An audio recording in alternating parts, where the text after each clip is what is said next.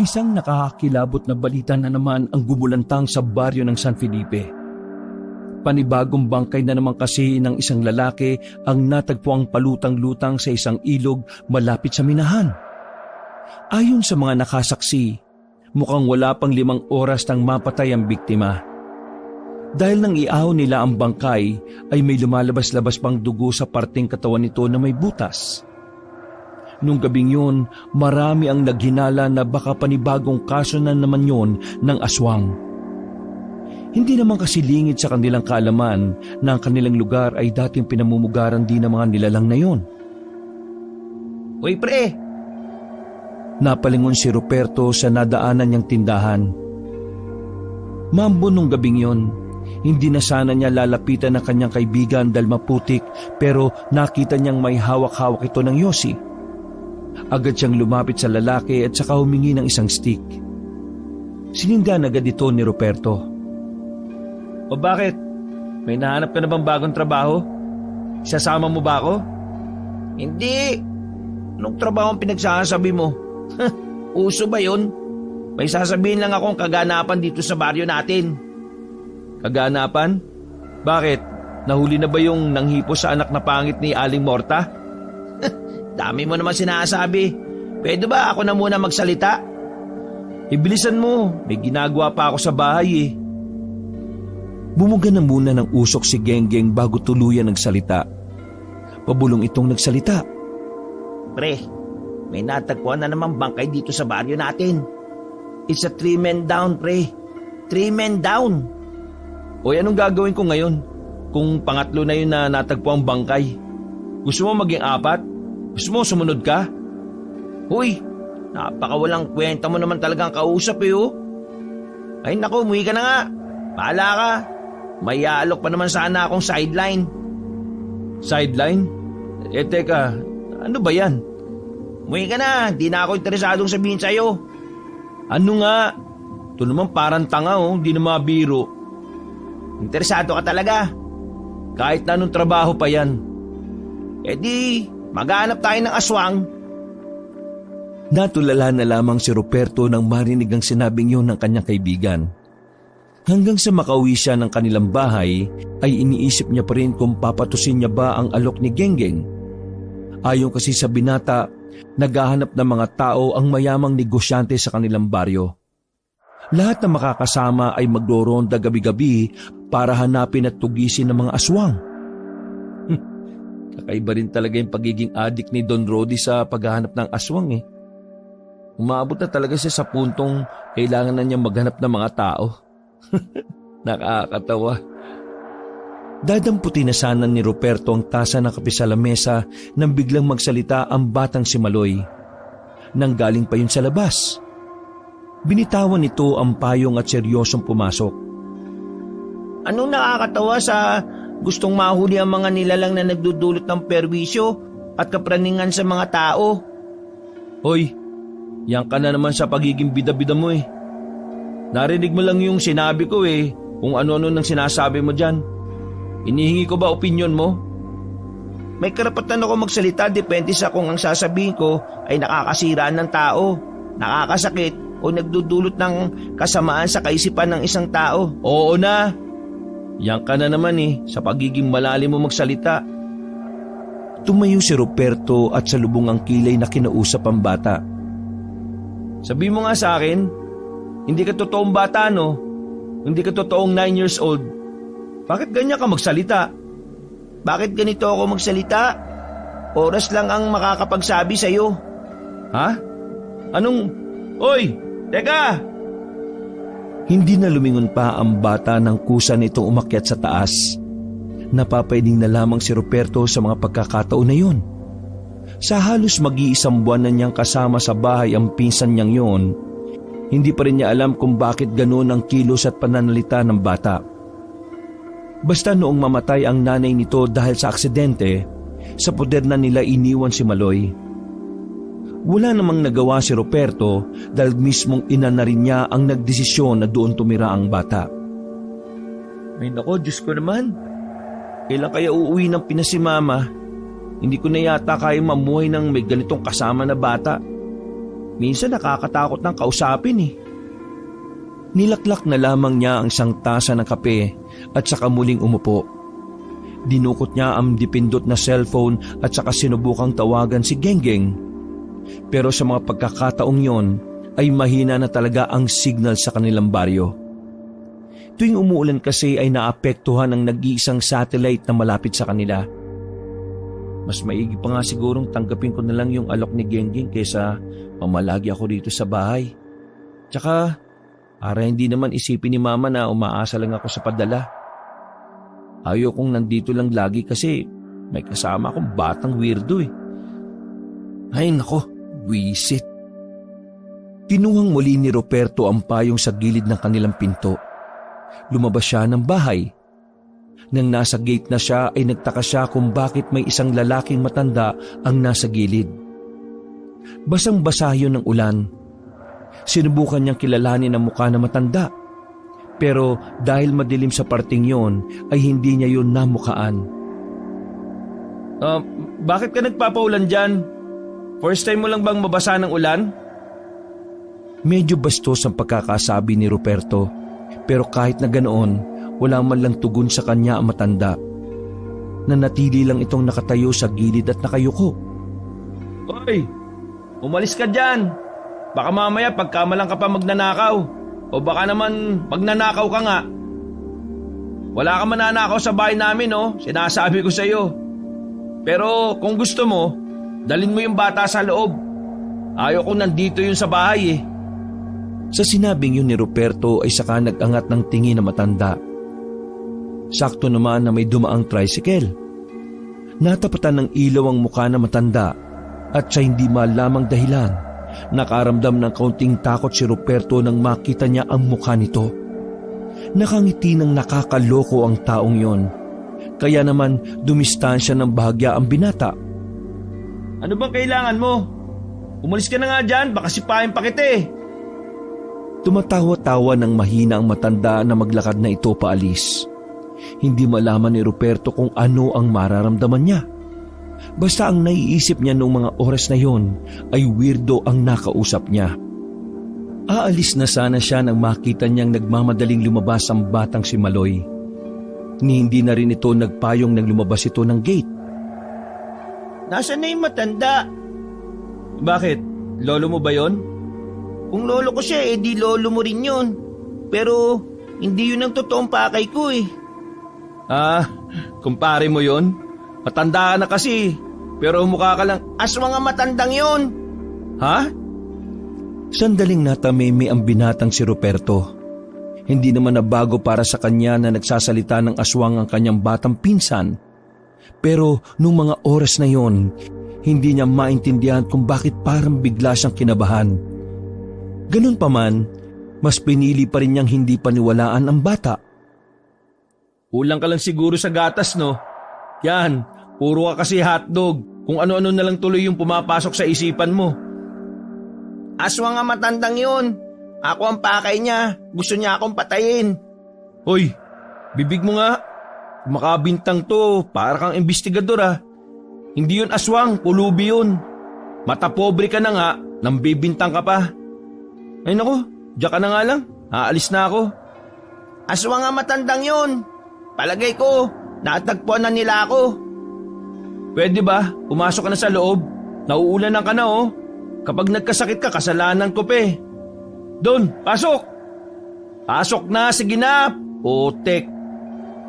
Tinulak-tulak pa ni Ruperto ang kanyang pinsan. Nang makabalik na yon sa loob ay nagmamadali na siyang makaalis. Pinuntahan na lamang niya si Genggeng sa bilyaran. Wala nang tao roon bukod sa may-ari at kay Genggeng. Tinatawagan kita, hindi mo sinasagot. Kita mo namang mahina ang signal dito eh.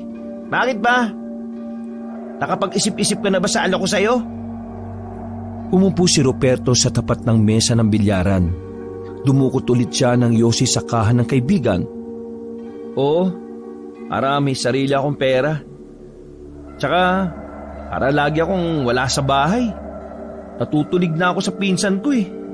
Puro na lang aswang yung sinasabi. Alam mo pre, yung mga bata kasi malilikot ang isip. Buti nga isip ang malikot hindi kamay Kaya mo na. May iba tayo. Sabi pala ni Don Rody, mamaya mga alas 10, punta tayo sa bahay nila. Papakilala lang muna. Tapos bukas ng gabi na tayo magsisimula. Marami din tayong kasama, kaya huwag ka mag-alala. Lakas talagang trip ni Don Rody, no? Gagastusan niya ng pera yung alam naman niyang hindi totoo. Naniniwala si Don Rody na totoo ang mga aswang. Kaya baliw na baliw makahuli ng aswang yun Kasi alam mo kung bakit. Bakit? Bebenta niya sa mga Chinese na scientist ang mga aswang na mauhuli natin. Alam mo naman ang mga Chinese, di ba? Mahilig sila sa mga experiment. Ay nako, wala na akong pakialam kung ano pa man ang gagawin nila. Basta kailangan ko ng pera at mapaglilibangan. Di sige. Pero laro na muna tayo. May 1 oras pa naman tayo Mamaya punta natin si Don Rody. Naglaro na muna ng bilyar ang dalawa. Sa 2 set nilang laro, mas lalong lumakas ang ulan sa labas. Kahit na ganun na ang panahon, kahit kailan ay walang naramdamang pag-aalala si Ruperto sa pinsan niyang si Maloy. Wala naman kasi siyang pakialam sa batang yun nung una pa lang. Kung may kakayahan nga lang siyang hindi tanggapin si Maloy, hindi yun makakatira doon. Nang sumapit na ang alas 10 ng gabi, nilisan na nila ang bilyaran. Nagsiksika ng dalawa sa maliit na payong at sira pa ang isang tangkay. Kaya nang makarating sila sa bahay ng mayamang negosyante, basang-basa na ang katawan nila. Bakit pinilit nyo pang pumunta ang lakas-lakas na ng ulan sa labas? Diyos ko naman kayong dalawa O sige na, pumasok na kayo. Pinahiram ng Don ng tuwalya ang dalawa nang dumating sila roon. 2 lang sila ang nagpunta sa lahat ng mga taong gustong magtrabaho para kay Don Rody. Walang sumipot na iba kundi sila lang. Kaya naman sinimulan agad ni Don Rody ang usapan. Alam nyo naman siguro kung ano ang nangyayari sa baryo natin. Nung nakaraan, isang bangkay ng babaeng buntis. Nung nakaraang Martes naman, natagpuan naman ang bangkay ng isang magsasaka. Tapos kanina lang natagpuan naman ang isang bangkay na palutang-lutang. Lahat ng mga pangyayaring yon ay gusto ko nang sanang wakasan. Kaya naman gusto kong bumuo ng samahan, mga manunugis ng aswang. Huhuliin natin sila, pero huwag kayo mag-alala. Sasahuran ko naman kayo ng tama. Dahil alam ko, hindi basta-basta ang pumuksa ng mga ganyang nilalang. O ano, kakasal na ba talaga kayo? Sandaling nakatinginan si Ruperto at Genggeng. Tumango si Ruperto at ganun din naman ang kaibigan niya. Ako po, ayos sa akin. Sa akin din. Pero magkano ba ang sahod namin dito? Makakabuhay na ba ng pamilya? Uy, maayos ka nga ng tanong mo. Makakabuhay ng pamilya? Kung may pamilya ka na, oo naman. Sa bawat ronda ninyo, tig-1,000 kayo kada gabi. Kung makakahuli naman kayo, tig-10,000 ang mapupunta sa inyo. Kahit ang paniniwala ni Ruperto ay hindi totoong aswang, bigla na lang niyang pinangarap na makahuli ng aswang. Nasilo agad siya sa malaking pera na maaari nilang sahurin. Sa isip-isip ni Ruperto, makakabukod na rin siya ng tirahan. Pero ito ang inyong tandaan. Ang pagpuksa sa mga aswang ay hindi basta-basta. Ito ay isang tungkulin ng kamatayan. Ha? Tungkulin ng kamatayan? Ano yun? Ibig sabihin, nasa kabilang buhay ang paa mo habang ginagawa mo ang tungkulin na ito. Ayos lang sa akin. Kaliwang pa lang naman pala Humitit ng tabako ang Don at saka nagdikwatro. Biglang sumeryoso ang mukha nito. Bagay na nagdulot ng kaba sa kanilang dalawa. Tumingin sa kanila ng makahulugan ng Don. Kung mamamatay kayo sa trabahong ito, wala na akong pakialam. Ang tagumpay nyo lang ang pakikialaman ko. Pero ang kamatayan nyo, X. Bye-bye, babu! Ngumiti na lamang si Ruperto. Medyo hindi niya gusto ang pagiging presko at cool ni Don Rody. Pero tinitiis na lamang niya yon. Nagagawa niya ngang tiisin ang kawirduhan ng bata niyang pinsan, ang old school na ugali pa kaya ni Don Rody. Opisyal na ngang tinanggap ang magkaibigan para magtrabaho kay Don Rody. Tuwang-tuwa si Genggeng habang si Ruperto naman ay sakto lang. Medyo mahina na ang ulan nang umalis sila sa bahay ng Don. Sa kanilang paglalakad ay nadaanan nila ang isang bakuran na may lamay sa loob. Taga rito pala sa atin yung pinatay eh. Kawawa naman yung pamilya, no? Pero ano kaya motibo ng aswang, no? Ano yun? Gutom lang siya? Bakit akong tatanungin mo wala naman akong alam sa aswang. Pumasok ka kaya dun sa loob at silang tanungin mo. Eh di parang binastos ko naman ang lamay, di ba? Alam mo naman pala Tara na nga, naantok na ako. Gusto ko na magpahinga. O sige, ingat ka. Baka habang buhay ka na magpahinga, ha? Pangarap ko pa namang masabihan ka ng rest in peace. Uy, kung ikaw kaya patayin ko? Ito naman, di ka na talaga mabiro. Nauna nang naglakad si Ruperto. Hindi na niya hinintay pa ang kanyang kaibigan. Nang makarating siya sa kanilang bahay ay sa baba pa lang nakaamoy na siya ng amoy ng kandila. Nagtaka si Ruperto kasi wala naman nakasinding kandila sa mga sandaling yun. Bigla na lang pumasok sa isipan niya ang pinsang si Maloy. Naku, naglalaro yata ng kandila yung tiyanak na yun Nagmamadali siyang umakyat pataas. Pinagkakakatok niya ng malakas ang pinto ng silid ng bata. Pero hindi siya nito pinagbubuksan. Hoy! Maloy! Nagsisindi ka ba ng kandila dyan? Tigilan mo yan sinasabi ko sa'yo. Maabot ang bahay kapag nasunog ito. Hindi ako gumagamit ng kandila. Naglalaro ako. Bakit may naamoy akong kandila? Biglang bumukas ang pintuan. Sa loob ay nakita ni Ruperto ang nakalatag na itim na tela. Sa ibaba nito ay ang mga laruan at maliliit na libro. Ang kulit mo. Sinabi ko na sa iyo wala akong ginagamit na kandila Gagamit lang naman ako ng kandila kapag kailangan mo ng masunog. Oy, di ako nakikipagbiruan sa iyo Magsabi ka ng totoo. Kundi susumbong kita kay mama. Kung nakakamoy ka ng kandila kahit wala namang gumagamit nun, isa lang ang ibig sabihin nun. May kaluluwang nakapaligid sa iyo. Tumingin-tingin si Ruperto sa paligid ng second floor.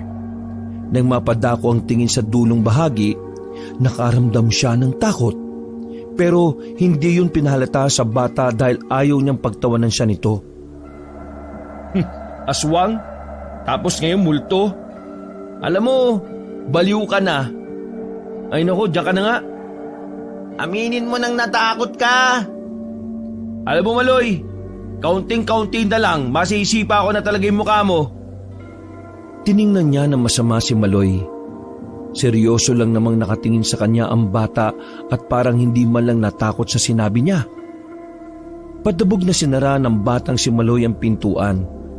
Itong batang to, may saltik ata sa utak Ay naku, bisit. Nagtungo na lamang si Ruperto sa kanyang kwarto matapos isara ang pinto at ang bintana sa kanilang sala. Napapabuntong hininga na lamang si Ruperto habang nakahiga siya at nakatingin lang sa kisame. Ay, aswang. Kalokohan.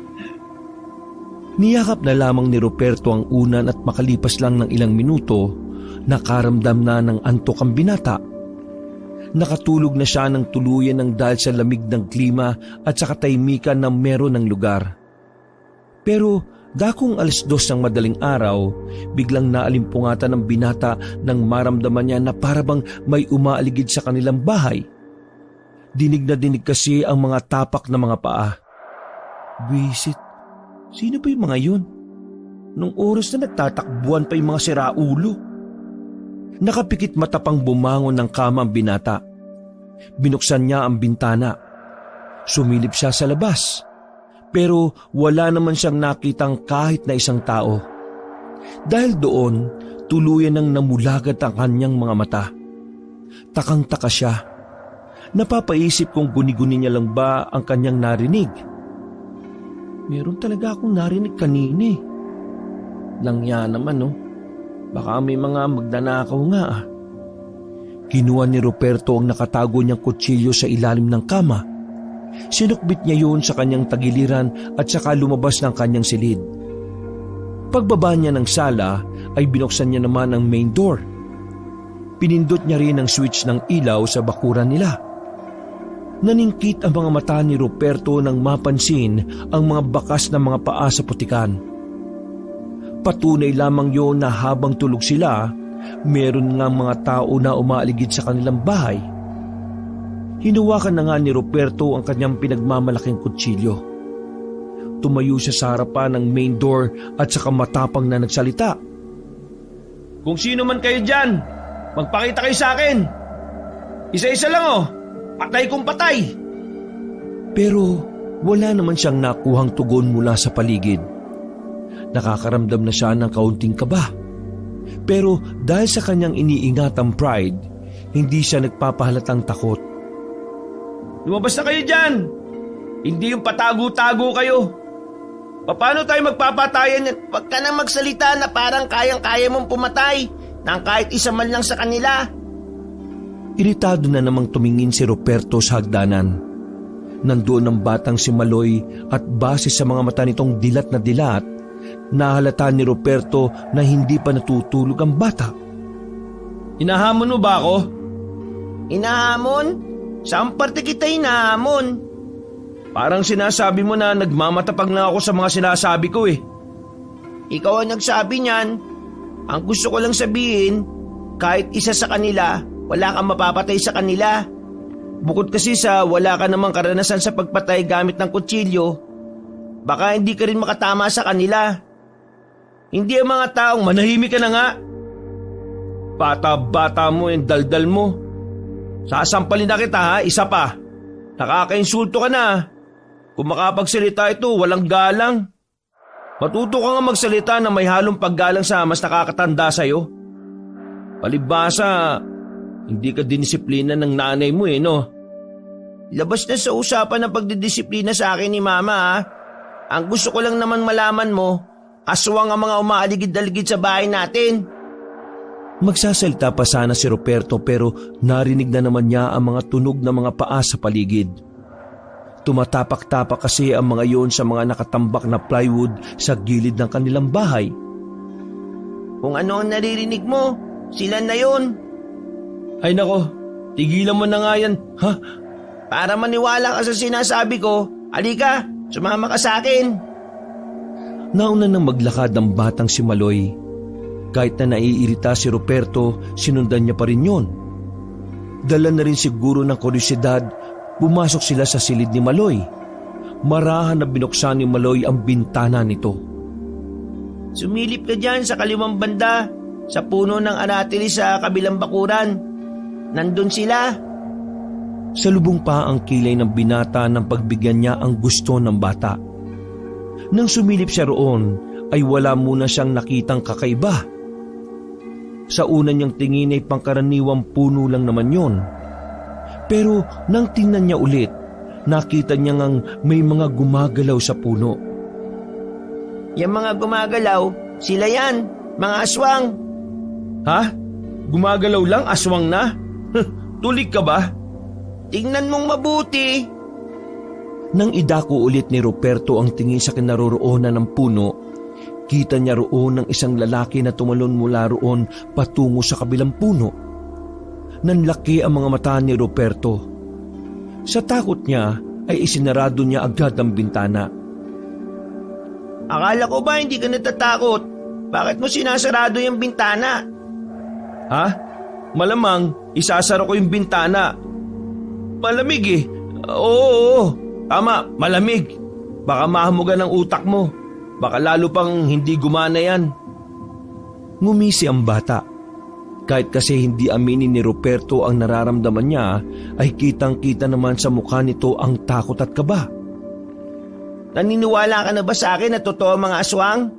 Na totoong may mga aswang talaga rito at aswang din ang pumapas lang sa mga natatagpo ang bangkay? Oo na, Naniniwala na. O ano, masaya ka na? Paano ako magiging masaya kung isa na rin ako sa target nila? Ikaw talaga ang target nila, hindi ako. Ako ang pakay nila. Buti naman at ikaw, hindi ako. Ang ibig kong sabihin, bakit? Ano bang ginawa mo sa mga aswang na yan? Oras lang ang makakapagsabi. Puro ka oras lang ang makakapagsabi. Tingnan mo, ikaw pala ang habol ng mga aswang na yon. Baka mamaya, pumasok ka dito at madamay pa ako. Huwag kang mag-alala. Alam ko naman na wala kang magagawa laban sa kanila kaya gumawa ako ng paraan para hindi sila makapasok. At kung ano yon, huwag mo nang alamin. Hindi mo rin naman ako maintindihan kahit ipaliwanag ko eh. Ano bang palagay mo sa akin, tanga? Oo! Napanganga si Ruperto. Hindi niya inaasahan na yun ang isasagot ng bata. Kukutusan na sana niya ang bata pero bigla na lang nilang naramdaman na may naglalakad sa itaas ng bubungan. Kampanting ngumiti si Maloy at humiga sa kama. Kinuha lang nito ang malit na libro at saka nagbasa. Di ba sabi aswang ang nasa labas? At yung nasa bubungan natin? Bakit pa-relax-relax ka lang dyan ha? Isa lang naman akong bata eh. Wala akong kayang gawin. Diyos ko naman, mamumuti lahat ng buko sa batang ito eh. Nanatili na lamang siya sa silid ng bata sa takot na baka siya naman ang puntahan ng aswang. Hindi niya rin naman magawang humingi ng tulong sa mga kalapit nilang kapitbahay. Kilala kasi siya ng mga yon na hindi naniniwala sa mga aswang. Kaya iniisip niyang baka pagtawanan lang din siya ng mga yon. Nakatulog si Ruperto sa sahig ng silid ni Maloy. Nagising na lamang siya nang marinig ang malalakas na tilaok ng manok. Wala na sa kama si Maloy ng mga sandaling yon. Pagdungaw niya ng bintana, napatingin ulit siya sa puno ng aratilis. Nakita niya sa kabilang bakura na may nagkakagulo roon. Para malaman kung ano ang meron doon, pumunta siya roon para makichismis na rin. Pagsilip niya, nakita niya ang 5 lalaki na nakatihaya habang nakatakip ang mga muka. Lahat ng yon ay may malalaking bukol sa leeg. Medyo naguguluhan si Ruperto kaya naman naisipan na niyang tanungin ng isang alin na naroon. Si Aling Nora, isa sa mga kilalang tsismosa sa kanilang baryo. Aling Nora, ano ba nangyari sa 5 yan? Ang 5 na yan ay aswang. Nagulat na lang kanina sila Maring Olag nang may makita silang mga nakabulagta dyan sa baba ng aratilis. Pagtingin nila sa muka, nako, ang pangit. Mukhang halimaw. Kaya sabi nila, aswang daw yan. Bakit naman? Hindi ko rin alam, pero dahil siguro sa mga bukol nila. Natigil ang kanilang pag-uusap nang dumating ang isang lalaki na tansya ni Ruperto ay nasa 60 years old na. Puti na rin kasi ang buhok nito, pero may kalakasan pa rin naman ang katawan. Ako si Mang Kepweng. Pinatawag ako ng may-ari ng puno ng aratilis. Isa ho akong albularyo, kaya alam ko kung ano ang nangyayari sa mga aswang na ito. Base sa aking pagsusuri ng mga bukol nila, masasabi kong namatay sila ng dahil sa kulam. Pagsabing yon ni Mang Kepweng, ay agad na umandar ang bulungan sa paligid. Isang malakas na mangkukulam ang pumaslang sa kanila. Kung iisipin nyo, tama lang ang ginawa ng mangkukulam. Pero hindi pa rin tayo dapat maging kampante. Ang mangkukulam ay kampon din ng kadiliman. Kung kinulam niya ang mga aswang, pwede niya rin kulamin ang kahit na sino. Kaya naman kapag may nakita tayong kahina-hinalang tao, sasabihin niyo kaagad sa akin ha. Nang sa ganun malaman natin kung mangkukulam ba siya o aswang. Dahil kahit sino man sa kanila, sila ay mga kalaban ng tao. Base sa hiyawan ng mga tao ay masasabi ni Ruperto na sang-ayon ng mga yon sa albularyong si Mang Kepweng. Tahimik lang si Ruperto ng mga oras na yon. Iniisip niya na yung mga aswang na nakita nila Maloy noong madaling araw Ang hindi niya lang alam ay kung sino ang kumukulam sa mga aswang na yon. Makalipas ang ilang oras, tuluyang kumalat sa kanilang baryo ang nangyari sa 5 aswang. Hinayang na hinayang naman si Don Rody nang mabalitaang hindi niya maaaring kunin ang mga bangkay ng aswang. Dahil pag sumapit ang araw ay susunugin na rin yun ng namumuno sa barangay. True ba yan? Nasa-song niya muna ang aswang bago sila na dead Madela? Uy, para kang tanga. Bakit ganyan ka magsalita? Nagpa-practice lang ako maging bading para mas madali ako makadikit sa mga babae. Pero ano ba talaga nangyari? Wala na ako sa mood magkwento. Puntahan mo na lang ako sa bahay mamayang gabi kapag aalis na tayo. 1 linggo ang nakalipas, marami na ang nangyari sa kanilang baryo. Nakapagsimula na si Ruperto sa pagtatrabaho kay Don Rody. Nakasahod na siya ng medyo malaki-laki kahit na wala pa naman silang nahuhuling aswang. Samantalang sa baryo naman nila, nagkaroon na ng paghahanap na mangkukulam sa pamumuno naman ni Mang Kepweng. Bagong albularyo na bigla na lang lumitaw sa kanilang lugar. Hindi ba parang isang malaking kabubuan yung ginawa ng mga tao sa atin, no? Sa halip na aswang ang hanapin nila kasi yun ang delikado, ang hinahanap nila ay ang mangkukulam. Yung mangkukulam nga yung pumatay dun sa 5 aswang, di ba? Ibig sabihin, tinutulungan tayo ng mangkukulam. Naglakad na sila patungo sa kagubatan nung gabing yon. Yun na ang pang-8 araw na roronda sila sa gubat. Yun naman ang sinabi ng albularyo Mas marunong ka sa albularyo mas may alam naman yun sa'yo. Kahit ako rin, uunahin ko muna ang mangkukulam. Ang mga aswang, kapag inatake ka, makikita mo at makakadepensa ka pa. Ang mangkukulam, hindi mo alam kung paano ka dedepense kasi hindi mo naman alam kung nasaan siya. Pero, common sense lang pare.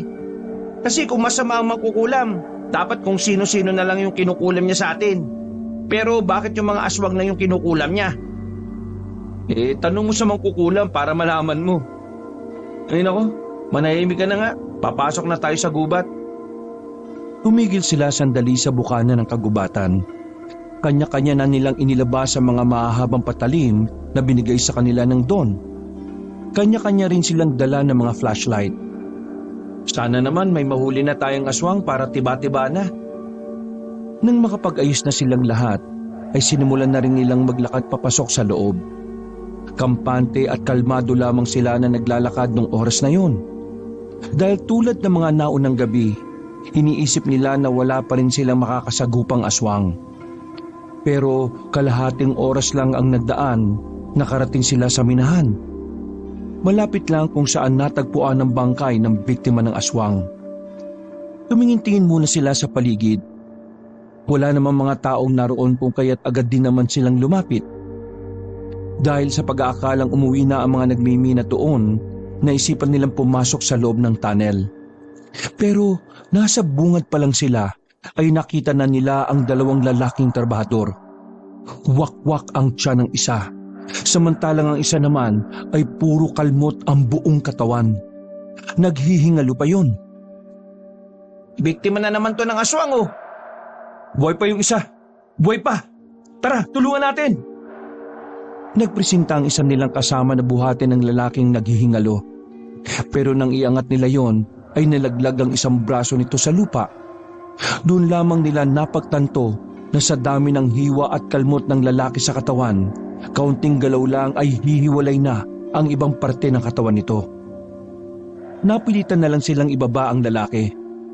Ilang segundo lang ay tuluyan na itong nalagutan ng hininga. Kabado at nanlalaki ang kanilang mga mata noong mga sandaling yon. Lalong-lalo na nang marinig nila ang mga tunog na ik-ik sa paligid. May aswang na! Magsenta kayo! May aswang! Natatarantang nagsitago ang mga kasamahan nila. Banas na banas si Genggeng noon dahil halos lahat natakot. Sa halip na labanan at hulihin ng mga aswang, nawala ang mga angas na mga yon. At kabilang naroon si Ruperto na mas nauna pang nagtago sa likod ng mga halamanan. Hoy, anong ginagawa ninyo? Bakit kayo nagtatago? Hindi ganito ang trabaho natin. kailangan muna nating malaman kung kakayanin ba natin sila o hindi. Mas madaling sabi, naduduwag kayo. Sinasayang niyo yung binabayad sa inyo ni Don eh. Eh di ko pala matapang eh. Bakit hindi mo mag-isang labanan yung aswang? Lalabanan ko talaga ang aswang. At kapag ako nakahuli, wag na wag kayo makikihati ah. Matapang na lumabas si Genggeng sa pinagtataguan nila. Binalikan nito ang katawan ng minerong wala ng buhay. Hawak-hawak lamang ni Genggeng ang itak habang nagmamasid sa paligid. Makailang segundo lang ang lumipas, isa-isang naglabasan ng mga aswang mula sa kadiliman. Dahan-dahang napapaatras si Genggeng. Habang si Roberto naman ay mga duwag na nanunood lamang sa nangyayari. Nang makita ni Roberto na malapit na ang mga aswang kay Genggeng, hindi na siya nakatiis pa. Kahit natatakot ay matapang din siyang lumabas. Tumakbo siya sa kinaroroonan ng kaibigan. Napatigil ang mga aswang sa paglapit nang sumunod naman ang iba nilang kasamahan. Kita nilang parang natakot ang mga aswang kaya sinamantala na nila ang pagkakataon. Nilusob nila ang mga aswang. Mabibilis na gumapang ang mga aswang paalis. Pero nataga ni Genggeng at Ruperto ang isang aswang na aakyat na sana ng puno. Pagbagsak ng aswang, agad nilang sinakloban yun ng lambat. Huli ka, Balbon!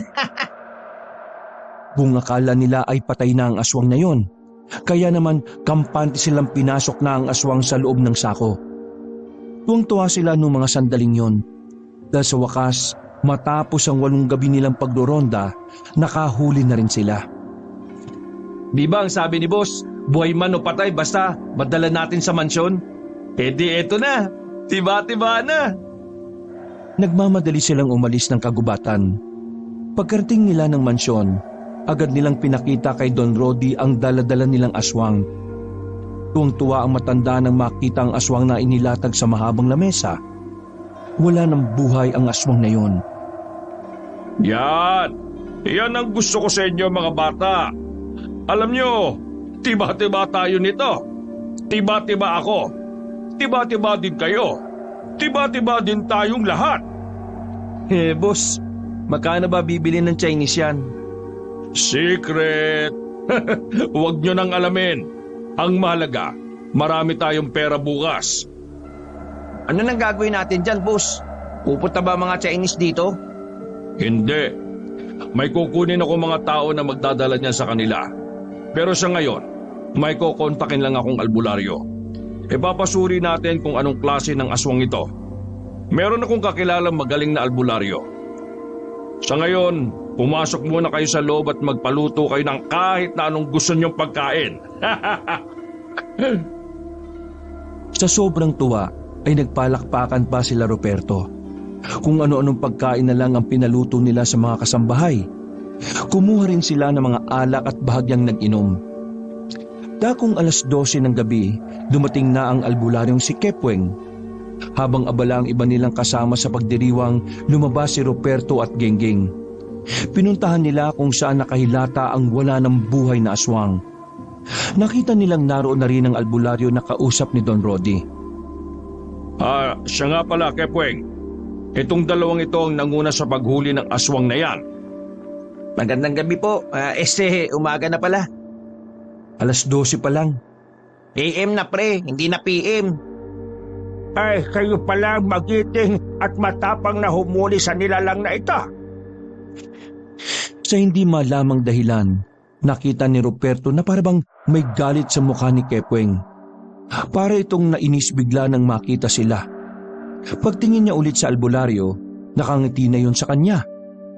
Nagtaka si Roberto. Naisip niya na baka guni-guni niya lang na nakita niyang masama ang mukha ng albularyo. Pero aminado si Roberto na hindi maganda ang pakiramdam niya kay Kepweng. Hindi naging madali ang ginawa namin. Delikadong tunay. Pero kung tutulungan nyo kami, Mang Kepweng, baka matuto pa kami kung papaano lumaban sa mga aswang. Magandang ideya yan, Roberto. Ano sa tingin mo, Kepweng? Pasensya na, Don Rody. Pero sa ngayon wala akong sapat na oras para magturo. Masyado akong abala sa paghahanap kung sino nga ba ang mangkukulam sa baryo. Hindi na napigilan pa ni Genggeng ang kanyang sarili. Naisipan na niyang itanong ang kanina pa gumugulo sa isipan nito. Mang Kepweng, kung hindi niya po mamasamain bakit mas inuunan niyo pa yung mangkukulam? Samantalang ang mga aswang naman po ang mas nagdudulot ng panganib sa mga tao. Sa katunayan, bago namin mahuli ang aswang na yan meron nga po kaming nakita mga namatay sa minahan. Hindi malaman ni Kepweng kung ngingiti ba siya o hindi. Parang bigla itong na-corner sa tanong na yun. Hindi napaghandaan ng albularyo kung ano ang tamang isasagot sa tanong na yun. Ganun pa man, nakakuha pa rin ito ng maayos na dahilan. Alam niyo, Don Rodi, kayong dalawang binata, may mga nagtanong na rin sa akin yan at isa lang ang isinagot ko. Mas mahirap kalaban ng mangkukulam. Hindi natin alam kung nasan sila. Kahit anong oras ay pwede niya tayong kulabin. At alam niyo ba kung bakit niya kinulam ang 5 aswang? Hindi siya kumakampi sa atin. Ginawa niya lang yon dahil kailangan niya ang aswang. Sa tuwing may mapapaslang kasing aswang ang isang mangkukulam, mas lumalakas ang itim na salamangka na ginagamit nila. Naisip niyo ba na baka nagpapalakas lang siya bago niya puntiryahin ang mga tao? Tumango na lamang si Ruperto. Kahit na ang totoo ay wala naman siyang gaanong naintindihan. Si Don Rodi naman ay napapasang ayon na lang din. Masyado kasi itong bilib sa salita ni Kepweng. Habang si Genggeng naman ay parang hindi pa rin kumbinsido. Pero mas pinili na lamang nitong manahimik. Huwag kayong mag-alala. Sa oras na mahuli ko ang mangkukulam na yan, itong mga aswang naman ang isusunod ko.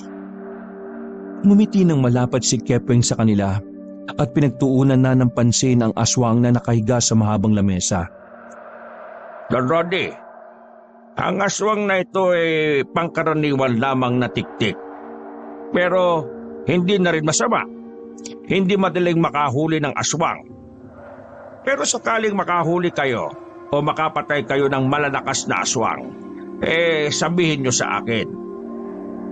Hinawakan ni Kepweng ang dibdib ng aswang. Pumikit ito at may binulong. Bulong na kung ano-ano.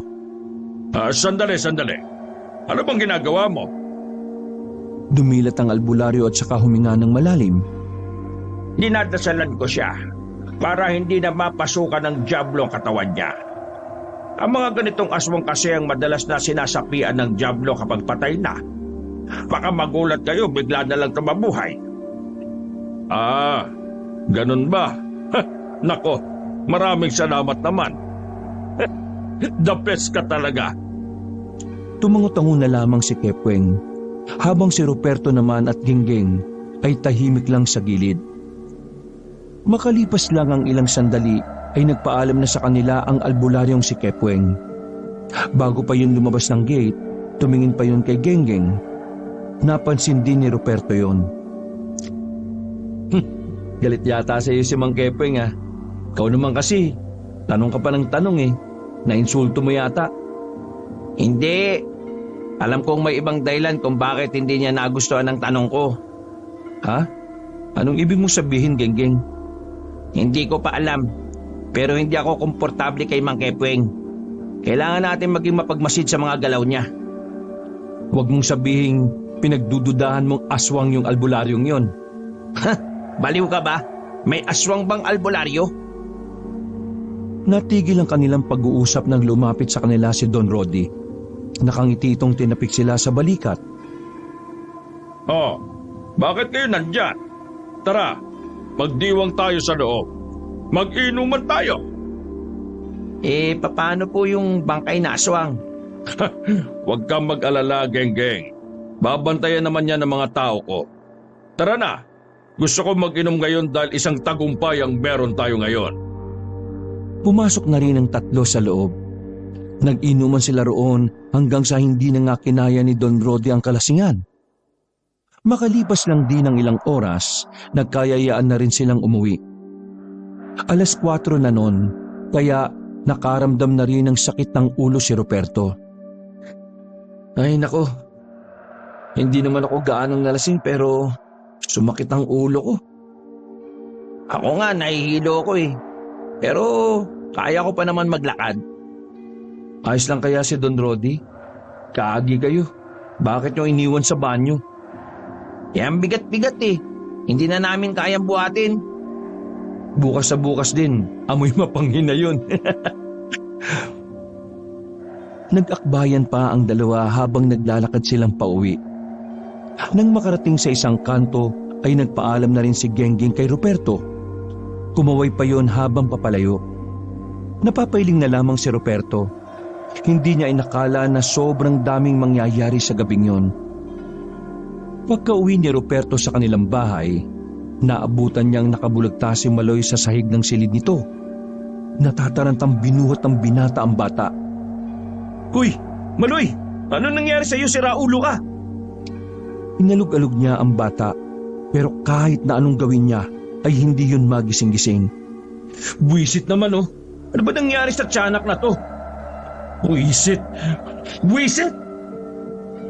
Naramdaman na lamang ni Ruperto na mainit ang katawan ng bata. Dahil wala namang kaalaman si Ruperto sa kung papaano aasikasuhin ng isang bata, wala siyang magawa kundi ang lumabas ng bahay at magsisigaw. Natakot siya na baka kung sakaling may masamang mangyari kay Maloy, siya lang ang nag-iisang masisisi. Kaya naman naghanap siya sa labas kung sino ang maaring tumulong sa kanya. Tulong! Tulungan niyo ako!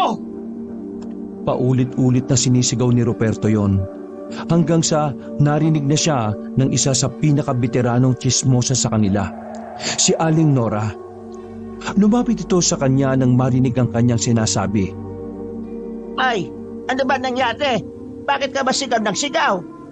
Yung pinsan ko po kasi, naabutan kong walang malay. Diyos ko ka, ano po nangyari sa batang yan? Nasaan? Ka? Agad na pumasok ang matandang babae na si Nora sa kanilang bahay. Pagkakita pa lang nito kay Maloy ay nagpakita agad ng pag-aalala si Aling Nora. Mag-init ka nga ng tubig, tapos lagyan mo ng suka. Bilis! Mataas ang lagnat ng pinsan mo, Ruperto! Nagmamadaling kumilos ang lalaki. Ilang sandali lang ay nakapag-init na rin siya ng tubig. Nilagyan niya yun ng kaunting malamig para maging maligamgam. Gamit ang bimpong nilublob doon ay pinunasan nila ang bata.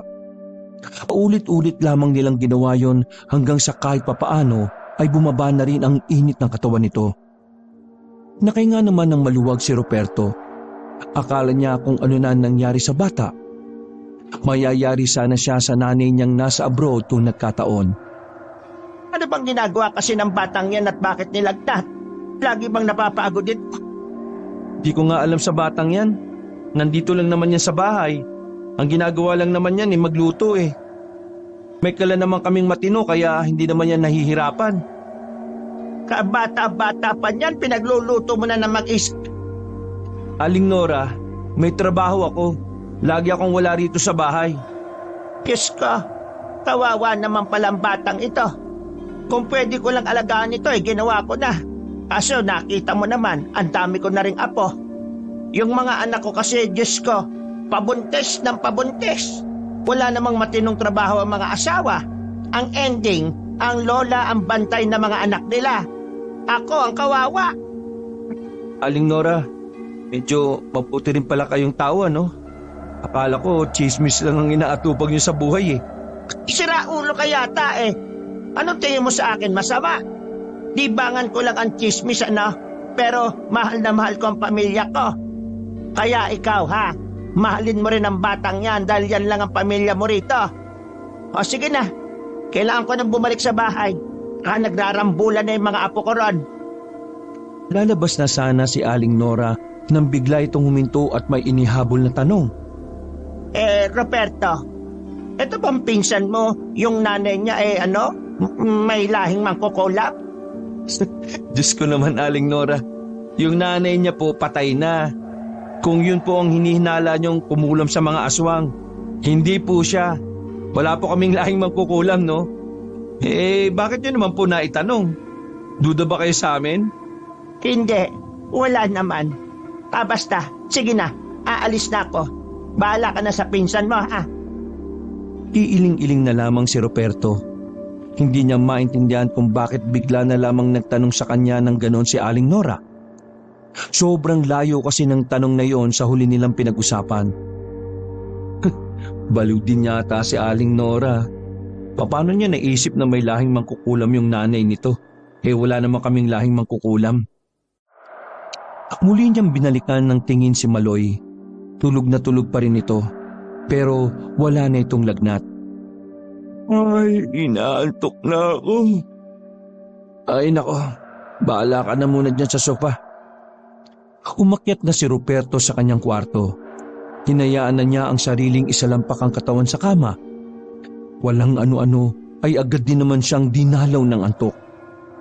Pero 6:00 pa lamang ng umaga ay nagising na agad ang binata. Naririnig niya kasi sa kabilang kwarto ang boses ni Maloy.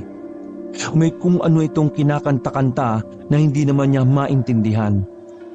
Bumangon siya at kinatok ang pinto nito para patahimikin. Hoy, pwede ba huwag kang maingay? Natutulog pa ako eh. Binuksan ni Maloy ang pinto at tumingin sa kanya ng makahulugan. Oh, mukhang okay ka na. Nagbabaliw-baliwan ka na naman eh. Maraming salamat sa pagkasikaso mo sa akin ha. Pakisabi na rin kay Aling Nora, maraming salamat. Di naman marunong ka magpasalamat. Pero ano pa nangyari at bakit ka hinimatay? Sandaling yumuko si Maloy. Parang nahihirapan itong sabihin kung ano ang totoo. Pero pinilit ito ni Ruperto. Kailangan mo sabihin kasi pareho tayo mayayari kay Mama kapag may hindi pala magandang nangyayari sa'yo. May aswang kagabi. Ha? Aswang? Alam kong naniniwala ka na sa aswang dahil kasama ka sa mga tauhan ni Don Rodi. Oo nga, naniniwala na ako. Pero ang ibig kong sabihin, bakit naman papasok ang aswang dito sa bahay? Di ba namigay si Mang Kepeng ng mga pangontra sa aswang? Nakasabit sa pintuan natin sa sala? Oo, nandun nga. Pero hindi naman yun gumagana. Kasi kung gumagana yun, hindi makakalapit sa akin na matanda. Matanda? Sinong matanda? Yung matandang nakausap mo sa tapat nung malakas ang ulan. Lumapit siya sa akin. Nagbago ng anyo pagpasok niya. Bakit ka nawala ng malay? Sinapak ka ba niya o sinipasan mo ka? Hindi niya ako mahawakan dahil sa suot kong pangontra. Sinubukan niya akong isailalim sa hipnotismo. Pero hindi niya nagawa. Dahil doon, nawala na ako na malay. Walang yang aswang na yan ah. Dapat siguro, wag ka na muna rito sa bahay. Ayos lang ako dito sa bahay. Hindi naman sila makakalapit sa akin eh. Wag mo akong intindihin. Hindi naman kita iniintindi no. Sino ka ba para maging concern ako? Sus, nag-aalala ka dyan eh. Kasi natatakot ako sa sasabihin ni Mama. Huwag kang ang feeling dyan, no? Dumukot si Ruperto ng 1,000 at saka iniabot kay Maloy. Maaga akong aalis ngayon ha. May aasikasuhin kami ni Genggeng sa mansyon ni Don Rodi. Huwag kayong magtiwala kay Mang Kepweng ha. Hindi totoong tinutulungan niya ang mga tao laban sa mga aswang. Ha? Anong ibig mo sabihin? Hindi ko pa alam kung ano ang dahilan niya at kung sino ba talaga siya. Pero huwag ka mag-alala. Ako nang bahala sa kanya.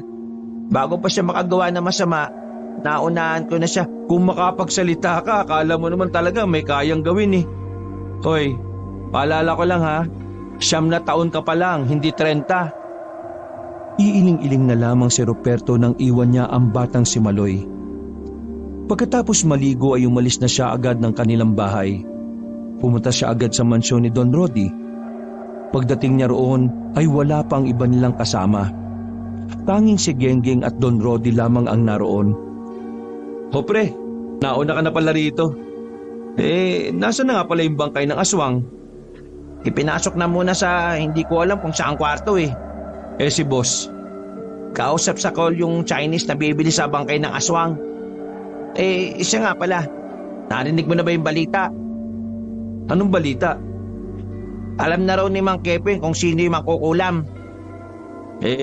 Ano naman? Aswang naman ang tinatrabaho natin eh. Bakit ako makikialam dyan?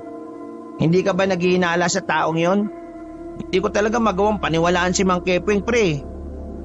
Sandaling napaisip si Ruperto. Naalala na naman niya ang sinabi sa kanya ng batang si Maloy. Habang tumatagal, nag-iisip na rin si Ruperto kung ano nga bang meron sa albularyong yon. Hoy, nakikinig ka ba? Tulala ka na naman eh. Ay, pasensya na ha. Inaantok pa kasi ako eh. Pambihira. Lumipas ang ilang oras ay sumapit na rin ang kinagabihan. Kumpleto na ang mga tao ni Don Rody. Nakahanda na rin ang truck na gagamitin para ihatid ang bangkay ng aswang sa bayan nito. Sabik na sabik si Ruperto noong mga sandaling yon. Kapag naiisip na niya ang sasahurin nila sa oras na mabenta na yon, ay walang paglagyan ng kanyang kalooban. Sige na, kunin nyo na yung bangkay ng aswang dun sa storage room. Ihatid nyo yan sa naroon ang Chinese researcher na kukuha niyan. Nagmamadaling kumilos sa mga tauhan ni Don Rody, habang si Ruperto at Genggeng naman ay nasa tabi lang. Genggeng, excited ka na ba ha? Excited naman po ako eh. Pero hindi ko alam kung bakit ako kinakabahan eh. Pakiramdam ko, parang may masamang mangyayari. Kuy, huwag kang ang KJ.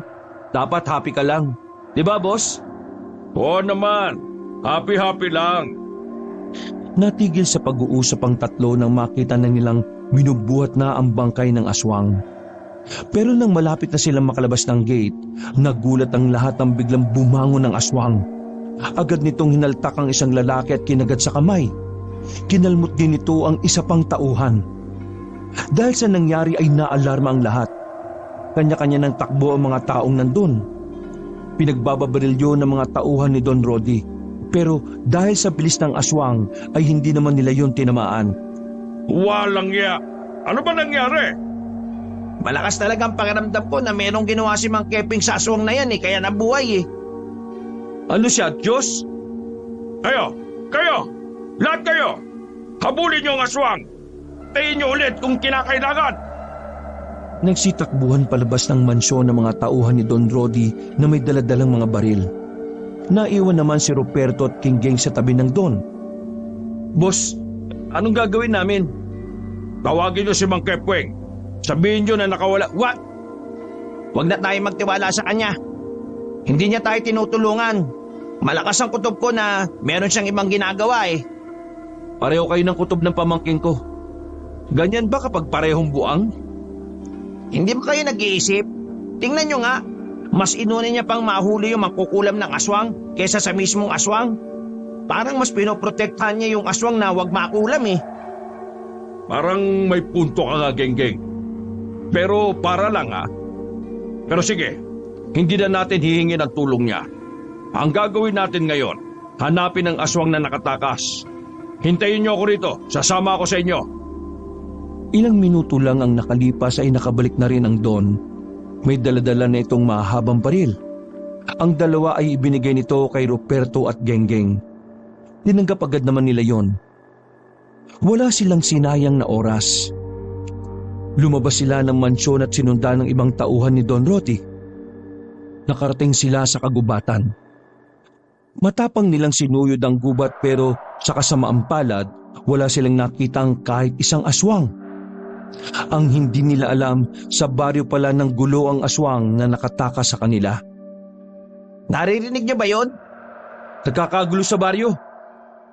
Mga bata, sa baryo tayo pupunta! Nagtakbuhan sila paalis. Pagkarating nila ng baryo, naabutan nila ang isang bakuran na nakabulagta na ang mga taong naroon.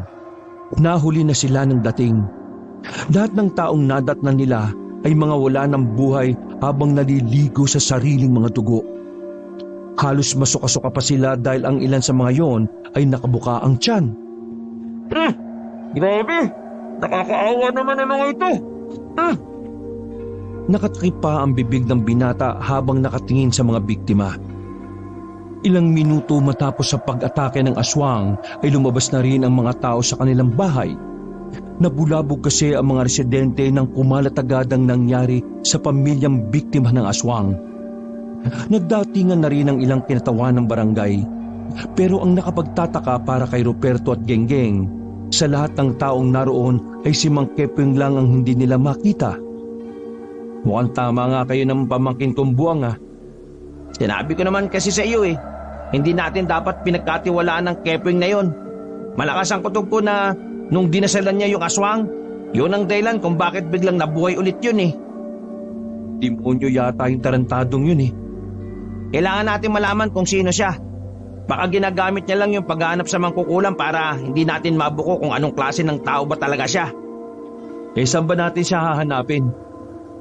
Sandaling nagkatitigan ng magkaibigan habang nagkakagulo pa rin ang mga tao. Dahil hindi na naman nila nahanap ang aswang na nakatakas, nagpaalam na muna ang magkaibigan kay Don Roti. Pinayagan naman sila ng matandang mayaman.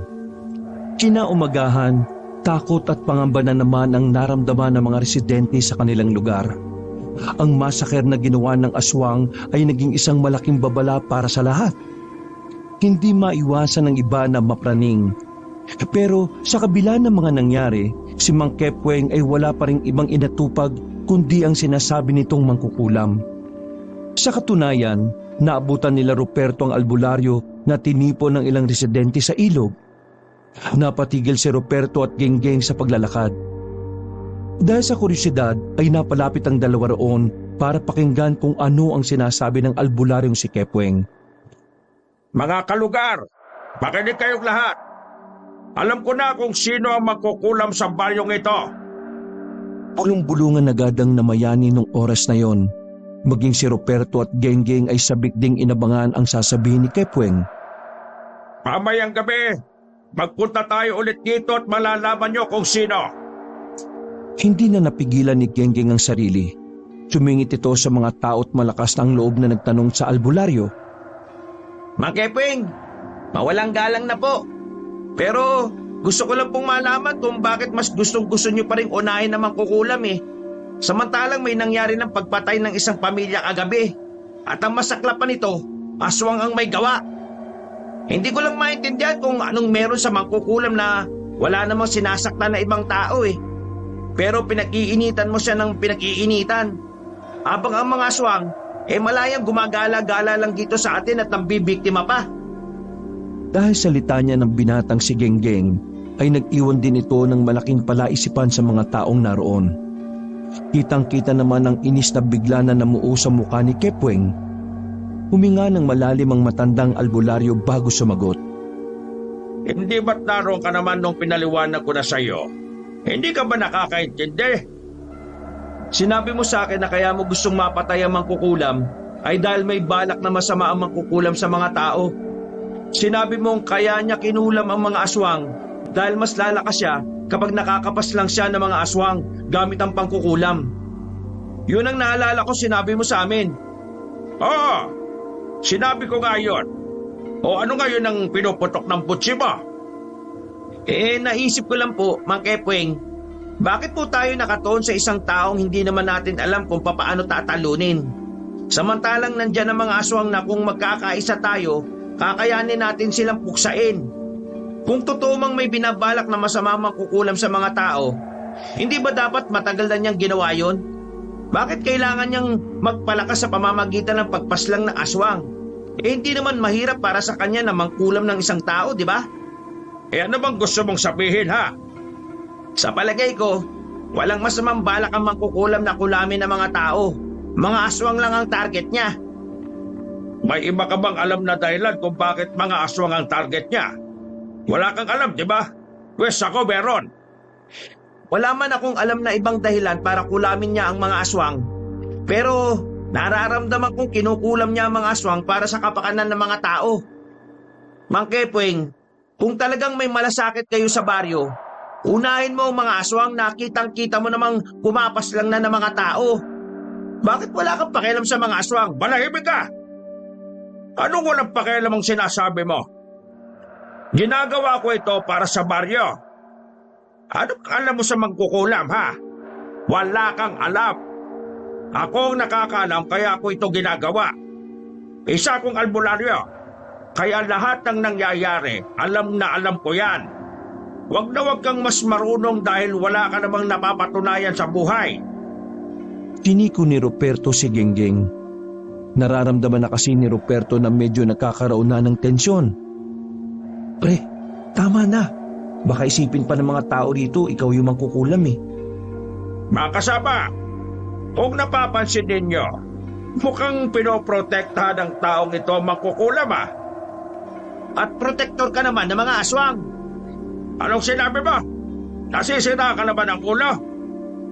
Nasa aktong lalapit na si Mang Kepweng kay Genggeng para kastiguin ito, pero hinila na ni Ruperto ang kanyang kaibigan. Nagmamadali silang umalis doon. Nang makalayo na sila, ay saka lamang binitiwan ni Ruperto si Genggeng. Anong ginagawa mo? Tarantado ka na ba talaga? Paano kung ikaw ang pag-initan ng mga tao? Paano kung ikaw ang isipin nila mangkukulam? Nag-iisip ka ba talaga, ha? Pasensya ka na, ha? Nadala kasi ako eh. Hindi kasi talaga ako komportable kay Mang Kepweng na yan eh. Pakiramdam ko talaga protector siya ng mga aswang eh. Alam mo, kung protector siya ng mga aswang, edi sana hindi niya papayagan si Don Rodi na humuli ng mga aswang. Tsaka pwede ba? Kung gusto niyang patayin yung mangkukulam, edi gawin niya. Kung ayaw niyang makialam sa problema natin sa mga aswang, edi wag. Basta tayo, kikita tayo dahil sa mga aswang na yan. Mo ba yung sarili mo? Malamang, sarili ko to eh. Eh di dapat, alam mo nang napaka makasarili yung sinasabi mo. Wala kang pakialam sa mga tao sa baryo? Kahit na alam mong pwede rin mapahamak ang pinsan mo? Nauna nang naglakad palis ang kanyang kaibigan. Sandaling natamemi si Ruperto dahil sa kanyang narinig. Sa hindi mapaliwanag na dahilan, tila nakonsensya sa mga oras na yon si Ruperto. Bigla rin pumasok sa isipan niya si Maloy. Naalala niya ang mga hindi magagandang salita na sinabi niya sa kanyang pinsan. At higit sa lahat, ang hindi nito pag-aalaga kay Maloy. Muli rin bumalik ang sinabi ni Aling Nora na dapat alagaan niya si Maloy dahil yun lang ang nag-iisa niyang pamilya sa panahong yon. Lutang si Ruperto nang makarating sila sa mansyon ni Don Rodi. Hindi siya pinapansin ni Genggeng. At dahil mas mataas pa sa bundok ang pride ni Ruperto, hindi niya rin yun pinansin. Wala naman silang gaanong ginawa sa mansyon buong maghapon. Umambay lang sila roon at pinakinggan ng paulit-ulit na mura na kanilang boss. Nangihinayang kasi ito dahil ang aswang na magiging pera na sana ay naging bato pa. Pagsapit ng 6:00 ng gabi, pinaalis na muna sila ni Don Rodi. Kaya naman naisipan na lamang ni Ruperto na umuwi sa kanila at magpahinga. Ilang araw na rin kasi siyang laging puyat. Habang naglalakad pa uwi, rinig niya sa mga residente na sa mismong gabi din na yon, pupuksay na nila ang mangkukulam sa baryo. Sa puntong yon, napaisip na rin si Ruperto. Naisip niya kasi na halos lahat ng atensyon ng mga residente ay nasa mangkukulam na dapat ay sa aswang sila mas nababahala. Sino kaya yung mangkukulam na yon? Bakit aswang lang yung kinukulam niya at hindi niya kulamin yung mga tsismosa? Oops! Madadamay pala si Aling Nora. Natawa na lamang siya sa mga pinag-iisip niya. Kapag uwi niya sa kanilang bahay, nakaamoy na naman siya ng kandila. Ganon na ganon ang kanyang naamoy noon. Pero sa oras na yon, sigurado na siya na ang amoy ng kandila ay nanggagaling sa itaas. At malabong sa kwarto niya yon kaya naisip niya naglalaro na naman ng kandila ang kanyang pinsang si Maloy. Nagmamadali siyang umakyat sa itaas. Dahil sa inis niya, sinipa niya ng malakas ang pintuan.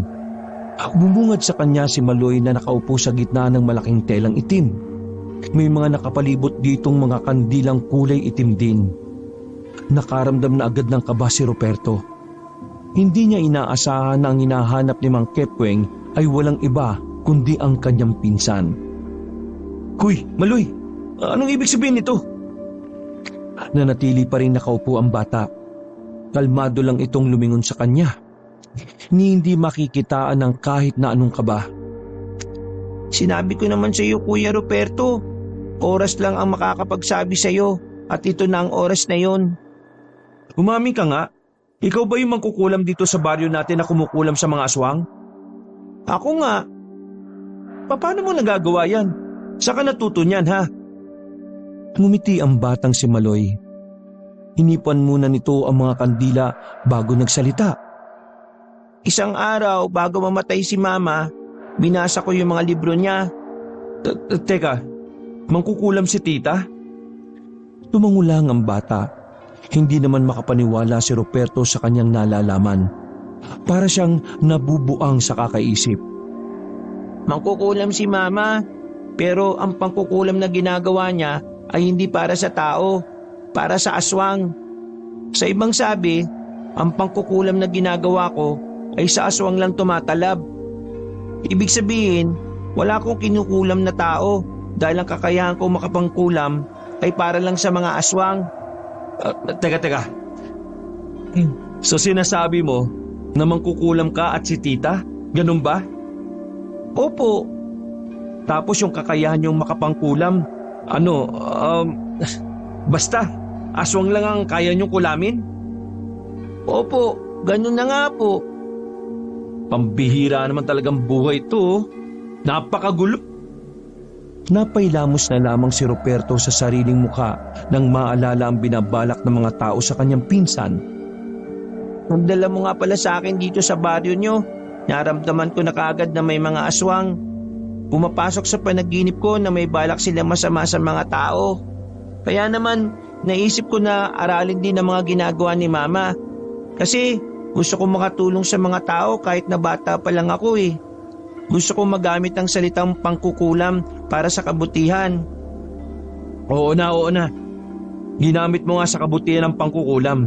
Pero alam mo bang kung ano mangyayari sa iyo ngayon? Pupuksain ka nila. Galit ang mga tao Galit sila sa akin dahil sa mga sinabi ni Mang Kepweng. Iliton niya yung mga tao. Sinadya niyang pag-initan ako para hindi mamalayan ng mga tao ang ginagawang hakbang ng mga aswang. Oy. Ano na naman yung sinasabi mo? Para ka talagang si Genggeng eh. Niliis ni Mang Kepweng ang isip ng mga tao dahil isa siyang aswang. Ha? Hindi ba albularyo siya? Nagpapanggap lang siya na albularyo.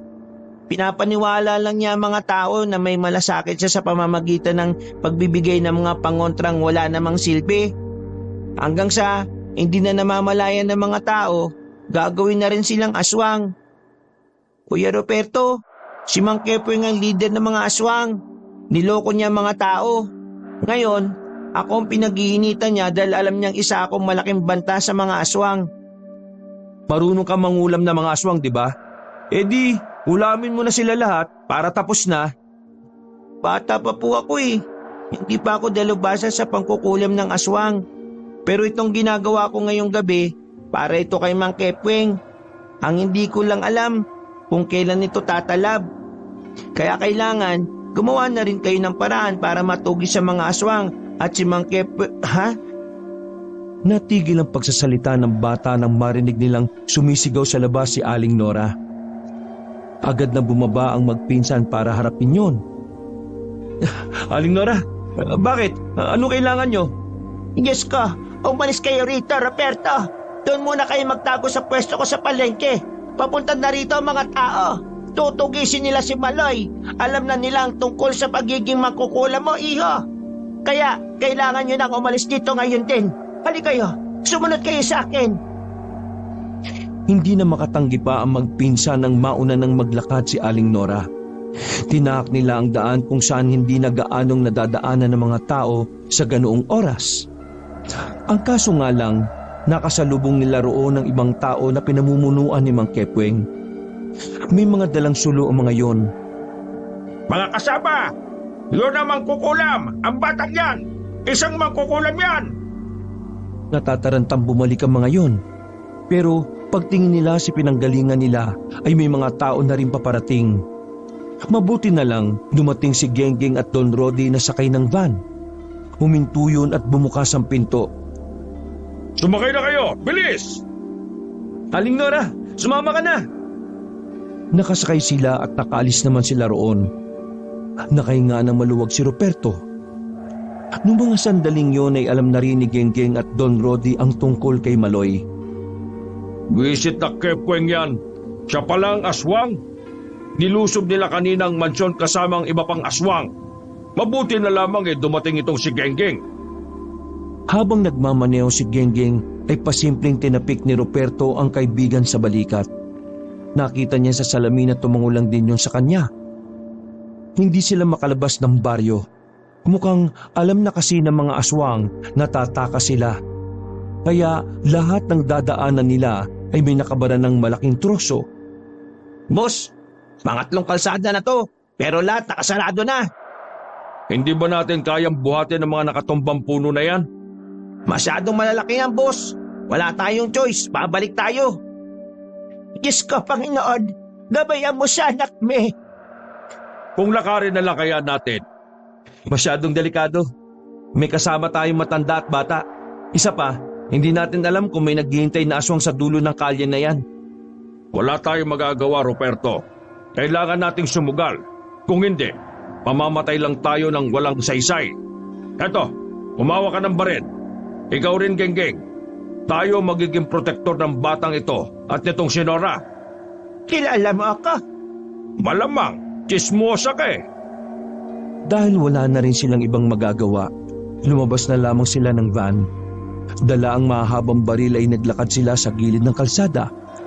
Nakahanda pa ang kanilang mga baril habang tinatahak nila ang daan. Makalipas lang ang halos 15 minutos, natanaw na rin nila ang isang kanto. Sa kanto na yon ay malapit na ang papuntang bayan. Kung makakalagpas sila roon, siguradong makakaligtas na rin sila dahil nasa loob lamang ng baryo ang mga aswang. Nagmamadali silang tumakbo roon. Kaso sa hindi inaasahang pagkakataon, may mga aswang na bigla na lamang lumabas mula sa gilid ng kanto. Naroon din si Mang Kepweng na noong mga sandaling yon ay iba na rin ang itsura nito. Akala niyo ba makakalayo kayo sa baryong ito? Lalo ka na, batang mangkukulam ng aswang. Tama nga ang hinala ko. Isa kang halimaw. Aswang! Uy, Kepweng, tigilan mo na to. Hindi bagay sa'yo. Titigil lang ito kapag namatay na ang batang yan.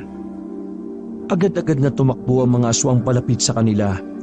Nagsimula na rin magpaputok ng baril ang tatlo habang umaatras sila. Sa gubat! Sa gubat, miss! Hinawi-hawi nila ang mga halaman na kanilang nadadaanan. Sige rin sila sa kababaril sa mga aswang na gumagapang sa itaas. May mga natatamaan naman sila kahit na madilim ang lugar. Si Rodi ang pinakamaraming napapatay na aswang dahil sanay na itong humawak ng baril. Maloy, kumapit ka lang kay Aling Nora. Roberto, pre, sabayan mo sila. Kaming bahala dito ni boss. Ha! Ubus na ang mga buwang na ito! Hala! Sige! Mamatay kayo! Tuwang-tuwa pang matandang si Rodi habang niraratrat ang mga aswang. Ganun pa man, hindi pa rin nila masabing nakakalamang sila. Dahil kahit na may mga nababawa sila sa mga aswang, ay may mga dumadagdag pa rin. Mauubos din niyang mga yan mamaya! Laban lang! Kakatakbo nila ay tumagos na sila sa kabilang kalye. Hindi na nila alam kung saan napatungo ang daan na yon. Ang mahalaga lamang sa kanila ay hindi maabutan ng mga aswang na humahabol sa kanila. Bakit yung kasi ako sinapa? Nagbigat tuloy ako. Hinihingal na si Aling Nora ng mga sandaling yon. Pero hindi nila magawang magpahinga dahil hinahabol sila ng mga aswang. Hanggang sa dumating na ang punto na hindi na kinaya ni Aling Nora na tumakbo. Napilitan silang tumigil sa kalagitnaan ng kalsada. Paubos na yata ang bala ko. Walang niya, ako rin. Well, ako rin naman. At kalmado ka lang. Wow, mamamatay na tayo, baka lang hindi nyo alam. Gagi ka, boss natin yan, no? Mga ilang sandali lang ay nawalan na rin sila ng mga bala. Sa puntong yon ay naabutan na rin sila ni Kepweng. Malapad ang ngiti nito na parabang nang iinsulto. Habang sila Ruperto naman ay magkakadikit na. Pinalilibutan na kasi sila ng mga aswang. Ano ba yan? Hanggang dito na lang ang pinaghirapan yung takas. Nakakainis naman, hindi ba? Hindi man lang ako nahirapan eh. Kepweng, nakikiusap ako sa iyo. Itigil mo na ito. Oh, Aling Nora, nandiyan ka rin pala. Eh di maganda. Mukha kayong isang buong pamilya. Ano bang mapapala mo kung mapapatay mo kami? Kapag naubos ko na ang mga tao sa baryo, malamang ako na ang magmamay-ari ng baryo at ang makakasama ko roon ay ang mga aswang na kagaya ko. Lakas din pala ng trip mo, no? Nag-effort ka pa talagang magpanggap na albularyo para lang dito? Manahimik ka! Una pa lang wala na akong pakialam sa'yo. Hoy bata, halika na rito. Ikaw ang dapat unang mamatay dahil ikaw ang pahirap sa mga aswang. Naglakad ng bahagya si Maloy. Pipigilan sana ito ni Ruperto pero sumenyas lang ang bata. Mang Kepweng, plano mo ba ang lahat ng ito nung una pa lang? Tinatanong pa ba yan? Alam mo, ikaw bata ka. Tanga ka rin no? Nasa dugo nyo na ba yan? Dugo? Di ba dugo mo rin ang ginagamit mo para gawing aswang din ng mga pangkaraniwang tao? Ha? Ibig sabihin, ang mga taong niyanggaw mo at naging aswang, dugo mo rin ang mga dumadali sa kanila. Huwag mong sabihin sa akin yan dahil alam ko na yan. Ako ang gumawa nun Nagpakita ng mahabang kuko si Mang Kepweng. Tatapusin ko na kayo. Lalo ng bata ka. Ayoko ng puro daldalan. Nasa aktong lalapit na sa kanila si Mang Kepweng pero nagtaka na lamang sila nang bigla itong mapahawak sa liig. Maging ang mga kasama nitong aswang ay nagtataka rin. Lintik, ano itong masakit sa leeg ko?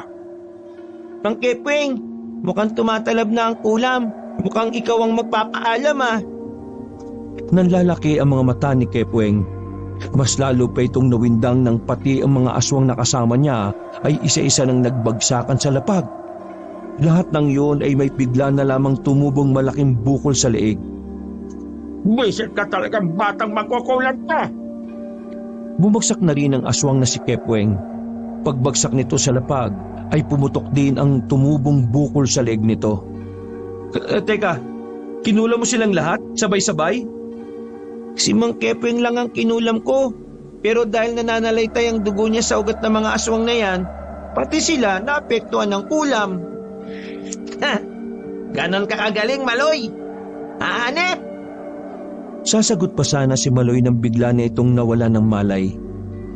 Nang masiguro nilang patay na si Mang Kepweng, nagmamadali na silang makabalik sa sasakyan.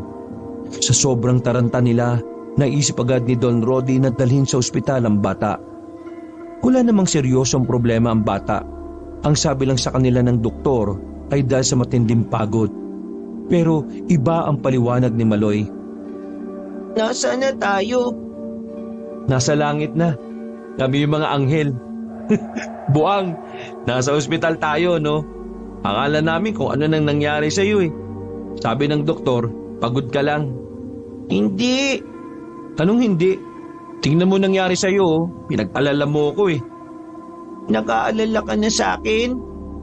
Malamang, pinsang kita Nagkaroon na ako ng pakialam sa iyo kasi napagtanto ko kung gaano ko kawalang kwentang kuya sa iyo. Uy, iiyak ka pa Okay na si Maloy, huwag ka na magdrama. Sa tuwing nang kukulam ako, para akong naubusan ng lakas sa katawan At dahil marami ang nakulam ko, malala din ang balik nun sa akin kanina.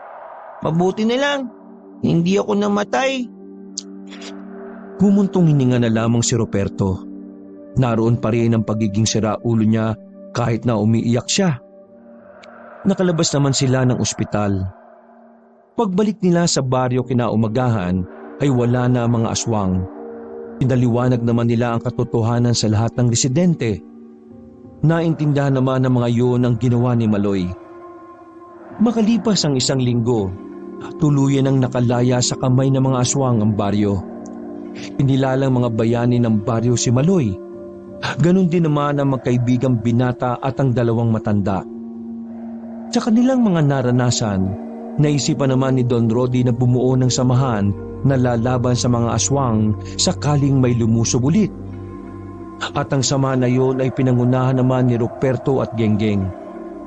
Tinigilan na rin ng matandang babae ang pagkakalat ng tsismis sa tulong ng Don. Nakapagpatayo na lang din ito ng malaking tindahan sa palengke. Samantalang si Maloy naman, sa halip na ipagpatuloy ang ginagawang pangkukulam sa mga aswang, nag-aral na lamang ito kung papaano maging albularyo. Maganda ang kinahinatnan ng kanilang mga buhay. Pero kahit na ganoon, hindi nila kinalimutan ang kanilang tungkulin na protektahan ang kanilang baryo. Kahit na ano pa man ang kaya nilang gawin. Hoy Maloy, magmula ngayon, kuya na itatawag mo sa akin ha? Bakit kuya? Anong bakit? Malamang, pamilya na tayo ngayon. Kung hindi pa ako muntikan mamatay, hindi mo ako ituturing na pamilya? Kaya nga 'di ba, sorry na. Suri na. Ang mahalaga naman sa ngayon gusto kong bumawi sa'yo. Marami akong pagkukulang hindi lang bilang pinsan mo, kundi bilang kapamilya mo na rin. Kaya sana hayaan mo akong magpakakuya sa'yo. Sige na nga kuya. Niyakap na lamang ni Ruperto ang kanyang pinsan. Hindi niya inakala na si Maloy ang magiging dahilan kung bakit siya naging matinong tao. Wakas,